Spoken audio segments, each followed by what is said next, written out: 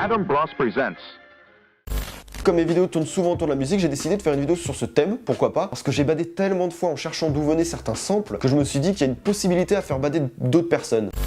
Salut, la petite histoire que je vais vous raconter aujourd'hui parle d'un homme qui a marqué son époque dans un registre très particulier. Vous allez voir que le mec dont on va parler a une vie très particulière qui part dans tous les sens à tel point que ça en devient fascinant. Ça me paraît même fou que l'histoire soit pas plus connue. Tout le monde connaît un peu de Snoop Dogg, donc je trouve ça méga intéressant de se pencher sur le bonhomme pendant une petite demi-heure ensemble. Évidemment c'est super vaste, on peut faire une série sur la vie de Snoop Dogg.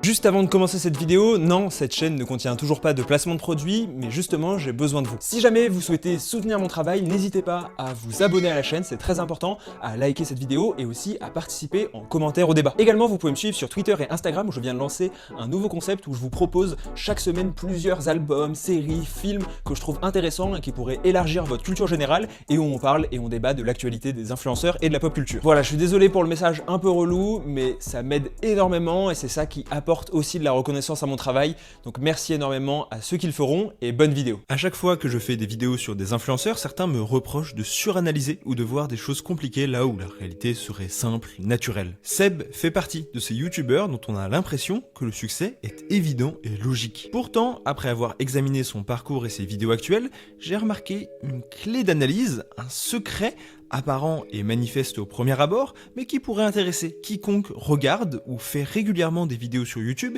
et qui, selon moi, offre une vision éclairante sur la tendance actuelle qui règne sur la plateforme. Il y a très peu de YouTubeurs qui ont réussi à traverser les différentes époques et tendances comme Seb. Certains ont eu leur heure de gloire avant de perdre en notoriété, d'autres au contraire trustent les tendances actuelles, mais n'étaient pas dans le milieu il y a de ça 10 ans. Le parcours de Seb est alors assez remarquable. Il a commencé très jeune, avec des vidéos qui, pour certaines, ont mal vieilli, notamment les clashs envers Cortex, sous le pseudo Seb la Frite, qui lui ont offert une notoriété importante. Moi c'est Seb la Frite, je sais que j'ai pas de mérite, mais mec faut que je te dise, faut que t'arrêtes la tise, tu sais pas ce que tu dis, t'essayes de clasher, t'insultes n'importe qui, en total improvisé, ça nous fait de la peine, ça nous fait de la pitié. Il faisait aussi des défis comme le Cinnamon Challenge ou le Chubby Bunny, mais ça mériterait presque une vidéo entière sur le phénomène des défis qui était vraiment quelque chose au début de YouTube. Mais très rapidement, il trouve sa place en proposant des formes de critique musicale, un genre de vidéo qui a quasiment disparu aujourd'hui. Un concept comme ont pu le proposer La Ferme Jérôme sur MTV ou encore Mister JT qui consistait à critiquer de manière humoristique un clip, une musique, voire même un artiste. Dans le même temps, il explose définitivement avec son concept Ce Mec, qui est un mélange ingénieux entre les mises en situation de la vie quotidienne des podcasts et un enchaînement de séquences à sketch à la Palma Show. Puis, petit à petit, il va s'éloigner de l'humour et privilégier son lien avec la musique. Il se met à faire du rap et enlève son pseudo Lafrite qui était inspiré de son nom de famille pour simplement Seb. Drop the, just Facebook. It's cleaner. En 2016, une vidéo plus importante qu'on pourrait le penser va sortir. Sa vidéo sur le sample. C'est la première fois que Seb s'attaque à un sujet plus pointu et pas simplement un artiste. Même si elle reste relativement courte, elle ne dure que 10 minutes et surtout, même si elle comporte finalement assez peu d'analyse voire même d'histoire sur le sample, elle est plutôt une compilation des samples les plus populaires et improbables. Cependant, on peut noter qu'au début de la vidéo, il précise bien qu'il ne s'agit pas d'une vidéo à caractère humoristique, mais simplement un sujet qui l'intéresse et qu'il avait envie de partager. On sent même qu'il appréhende presque le retour des gens à ce sujet. Finalement, la vidéo est bien reçue et je pense qu'elle le confortera pour sortir l'autre vidéo qui va pour moi vraiment marquer un tournant. Je parle alors de son documentaire sur l'histoire du rap. Également sorti en 2016, et je le précise car il faut se remettre dans le contexte de l'époque où les vidéos longues à but documentaire étaient assez rares. À mon souvenir, elle est même diffusée au cinéma pour l'occasion. Dès le départ, on sent que cette vidéo tient à cœur à Seb. Un décor est créé pour l'occasion, il y a des vraies réflexions de mise en scène avec sa posture et ses pieds, ou même les interludes de Sofiane pour illustrer les différents courants. On y retrouve alors les premiers éléments qui constituent aujourd'hui le dispositif de ces vidéos actuelles, sur lequel on reviendra plus tard en détail. Il va alors petit à petit glisser vers ce que certains appellent des vidéos Wikipédia, à savoir des vidéos qui vont avoir comme objectif de raconter une histoire vraie ou une anecdote improbable. Seb profite et entretient son lien qu'il a depuis le départ avec l'univers de la musique, en se concentrant principalement sur des artistes, mais il propose aussi des théories d'internet ou autres histoires farfelues. D'ailleurs, restez bien jusqu'à la fin de la vidéo car on reparlera de cette nouvelle mode et j'aimerais beaucoup avoir votre avis dessus en commentaire. De ce que j'ai compris, vous êtes plutôt friand de ce genre de contenu, donc n'hésitez pas à me dire pourquoi vous aimez ce type de vidéo et qu'est-ce qui vous attire tant, et surtout est-ce que vous pensez que c'est simplement une mode passagère ou que ça va s'installer dans la durée sur YouTube. Bref, Dans le même temps, il jouait également d'un lien transparasocial très fort avec son audience. Cela lui permet d'être versatile dans son contenu, avec une communauté fidèle qui le suit quoi qu'il arrive. Ses nombreuses apparitions chez ses amis vidéastes, comme les vlogs de Lena ou encore les vidéos de Squeezie et Joyka, lui offrent la possibilité de maintenir sa personnalité attachante pour l'audience. Jusqu'ici, uniquement des évidences et un petit rappel des faits. Mais gardez à l'esprit qu'un succès sur YouTube n'est jamais complètement lié au hasard, ni même à un ordre naturel des choses. Si aujourd'hui Seb fait partie des têtes d'affiche de la plateforme, c'est qu'il a su exploiter une arme redoutable que vous connaissez probablement, mais dont je suis sûr vous êtes loin de maîtriser l'entièreté des tenants et des aboutissants, le storytelling. Alors, le storytelling c'est pas nouveau, ça existe depuis la nuit des temps, c'est simplement la traduction de la narration. On a toujours raconté des histoires et on a toujours aimé en raconter. Aujourd'hui, le terme a en partie été approprié par les marketeurs qui vous expliquent qu'il s'agit de l'ultra et de l'oméga. Souvent, le but est de vous vendre une formation pour vous enseigner comment l'utiliser dans votre business. Mais vous me connaissez, comme tout youtubeur, je suis avant tout dirigé par la passion et j'ai un grand cœur. Je vous propose alors de vous expliquer gratuitement comment le storytelling a permis à Seb de faire perdurer ce qui est aujourd'hui une des chaînes majeures du réseau social. Et promis, pas de bullshit, on s'appuiera uniquement sur des travaux scientifiques et sur le contenu de Seb pour cela. Déjà, il faut comprendre pourquoi l'être humain aime la narration. Les individus adorent les histoires et la plupart des études le prouvent. Une recherche intitulée Likelihood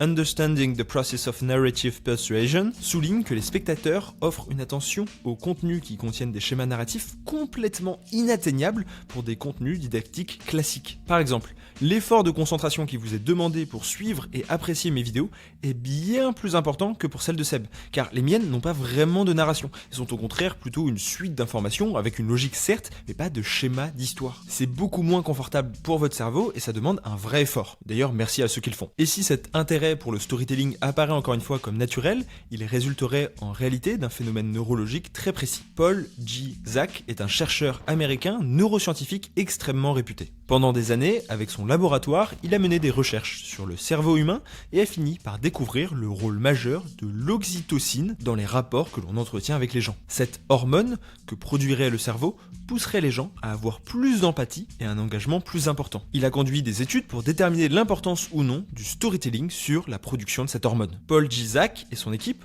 ont montré des spots de prévention sur le même sujet avec storytelling et sans storytelling. Le résultat était sans appel, ceux avec une structure narrative produisaient plus d'oxytocine et poussaient les gens à donner de l'argent et à s'engager pour la cause. C'est donc cette hormone qui serait en partie responsable de notre intérêt pour la narration. Quand vous regardez une vidéo de Seb et que vous vous sentez connecté avec l'histoire qu'il raconte et les personnages qu'il présente, c'est probablement dû à cette hormone qui ne s'active absolument pas quand je vous fais mon petit cours de neurologie comme c'est le cas actuellement. Pour autant, le storytelling comporte en son sein des règles que Seb maîtrise, peut-être de manière inconsciente, très bien. Une autre neuroscientifique du nom de Sophie Scott explique que notre perception et notre attention reposent principalement sur la détection de changements dans notre environnement. C'est lorsque l'on identifie un changement, quel qu'il soit, que notre cerveau se met le plus en marche. Si je vous dis ça, c'est parce que ça va avoir un rôle crucial lorsque l'on raconte une histoire, et Seb l'a bien compris. Une étude qui s'appelle A Good Story Well Told, Storytelling Components That Impact Science Video Popularity on YouTube, se penche, comme son nom l'indique, sur l'impact du storytelling dans le succès ou non des vidéos scientifiques sur YouTube. Alors,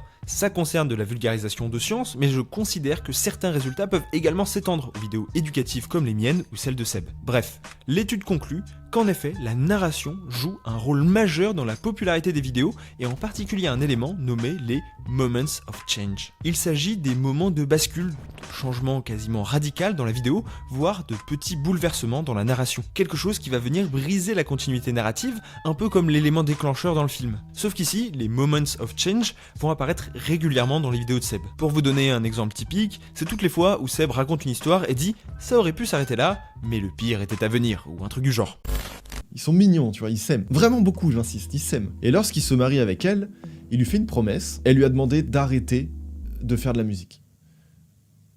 Voilà. Parce que c'est trop dangereux, parce qu'à cette époque-là, le colonel il est à fond, Elvis il est à fond, autoroute d'Hollywood. Mais, parce qu'il y a toujours un mais, il va justement s'enfermer dans ce cercle vicieux. Il va avoir du mal à en sortir, il va délaisser totalement la musique, et c'est ce qui va lui causer le plus de mal. Alors, je me suis amusé à compter en moyenne combien Seb utilisait de Moments of Change par vidéo et surtout à quel passage ils étaient placés. En moyenne, il y a un peu moins d'une dizaine de Moments of Change, même si, vous vous en doutez, ça varie pas mal selon la durée de la vidéo. Par exemple, pour l'histoire folle d'Amy Winehouse, j'en ai compté 7 en tout, et dont la plupart sont placés après le milieu du contenu, donc après 15 minutes.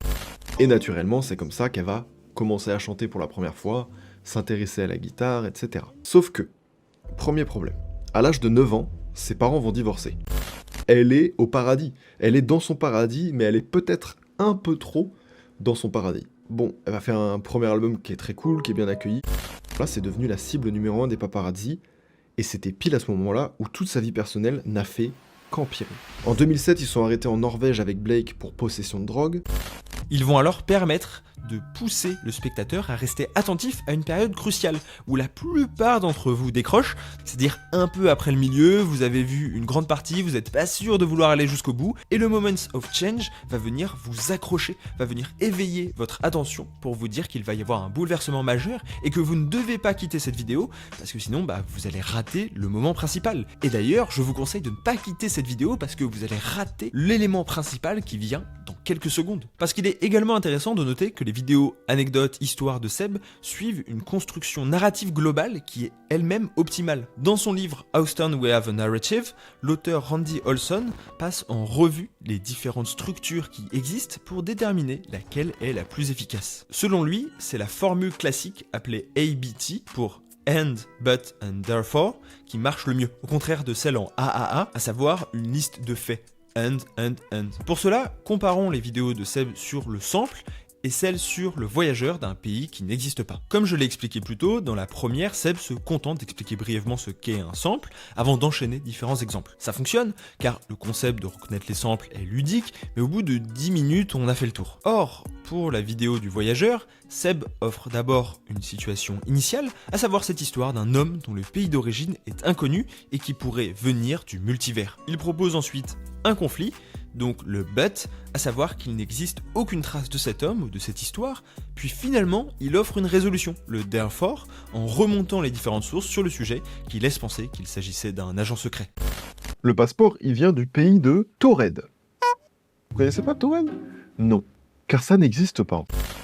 Côté police, on ne trouve aucune trace officielle auprès de la police japonaise, ni dans les registres de l'aéroport d'Haneda. L'homme de Taured, sur le papier, ça ne parle à personne.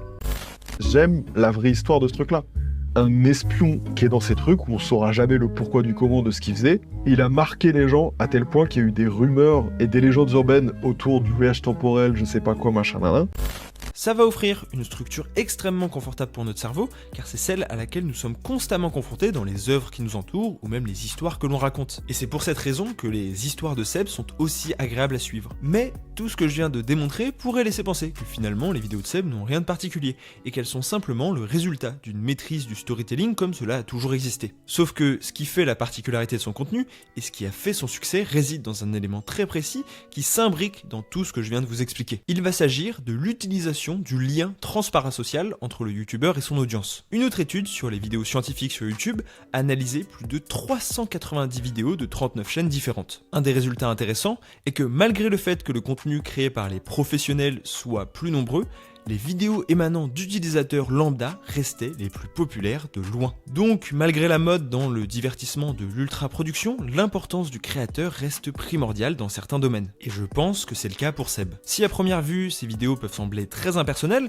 à tel point qu'il a visiblement coécrit les dernières avec des auteurs, il parvient à maintenir son lien avec son audience. Pour cela, il va avoir recours à ce que j'appelle les moments transparasociaux, c'est-à-dire l'ensemble des passages où il va légèrement briser la narration pour intervenir en tant que youtubeur, lui, Seb. Par exemple, dans sa vidéo sur Daft Punk, j'ai relevé pas moins de 20 moments transparasociaux qui vont venir rythmer le storytelling de 23 minutes sur le groupe français. En regardant la répartition de ces passages, on voit cette fois qu'ils sont assez équitablement répartis et qu'ils montrent bien une volonté de ne pas laisser les viewers avec uniquement la narration, mais bien de continuer à les accrocher avec un passage plus personnel et un décalage avec le sérieux de la vidéo.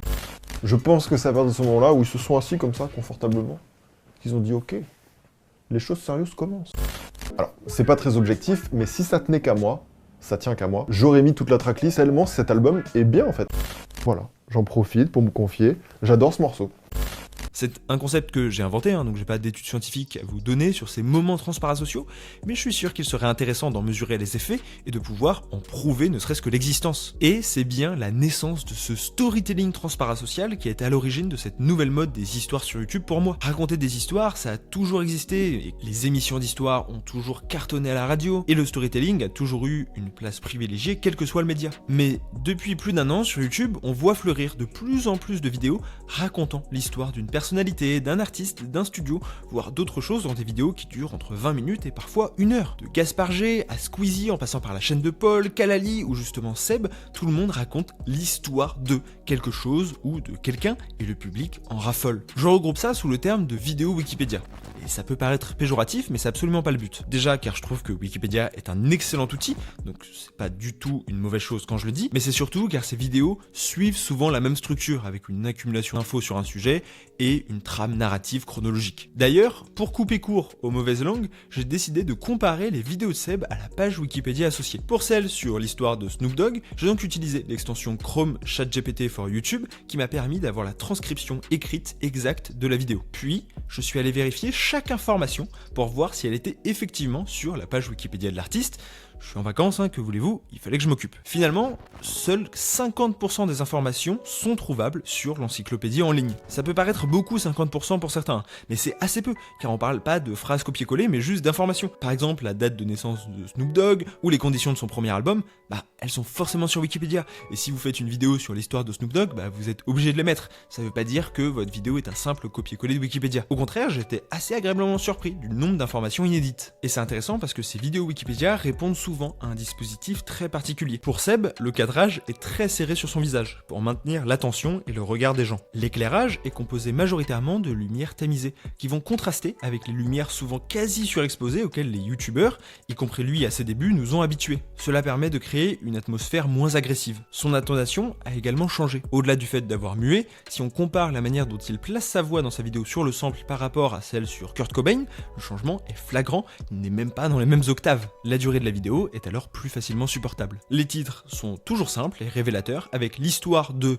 le nom de l'artiste accompagné d'un adjectif accrocheur. C'est d'ailleurs la formule souvent reprise par les autres youtubeurs réalisant le même type de vidéo. Par contre, contrairement à Paul ou Gaspard G, il continue d'apparaître sur les miniatures. Le lien très fort entre Seb et son audience fait qu'une partie de ces derniers regarde les vidéos pour lui, au-delà même du sujet qu'il traite. Il est alors important d'apparaître en vignette et de maintenir ce lien comme je l'expliquais avant. D'ailleurs, si on compare à la chaîne de Paul, qui réalise des vidéos très immersives en termes de narration, on y retrouve les moments of change, mais pas les moments transparasociaux. Le youtubeur expliquait d'ailleurs qu'il était extrêmement dépendant des sujets qu'il choisissait, et je suis dans la même situation, ce qui n'est pas vraiment le cas de Seb ou même de Squeezie, qui suit la même logique en se mettant en scène en miniature et en créant des moments transparasociaux dans ses vidéos de storytelling. Je voulais alors conclure que si selon moi le secret du succès de Seb tient avant tout dans son maniement volontaire ou non du storytelling, la popularité de ses vidéos et de toutes celles qui reposent sur la narration de biographies ou autres anecdotes mystérieuses met en lumière l'entrée de YouTube dans une nouvelle ère. Au même titre que la popularité des vidéos ultra produites fit and fun